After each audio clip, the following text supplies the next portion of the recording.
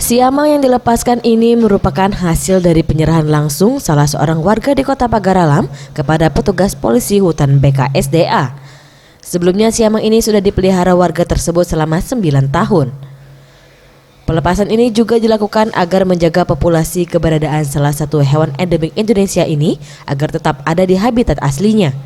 Di alam liar sendiri, siamang sudah semakin sulit ditemui akibat perburuan liar sehingga mengakibatkan primata ini terancam punah. Kepala Resort Wilayah 6 Polisi Hutan BKSDA Sugianto mengatakan, pelepasan siamang ke alam bebas ini dilakukan setelah salah seorang warga Kota Pagaralam dengan kesadaran diri menyerahkan hewan yang dilindungi undang-undang tersebut untuk dilepas liarkan ke habitat aslinya.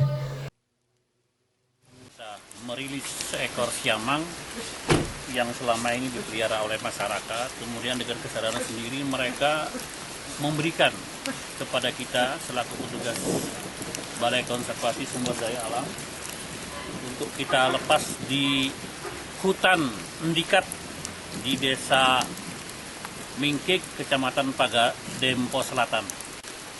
Menurut informasi yang kita terima dari pemiliknya ini sudah sekitar lebih kurang 9 tahun artinya sudah. Tim Liputan Sriwijaya TV.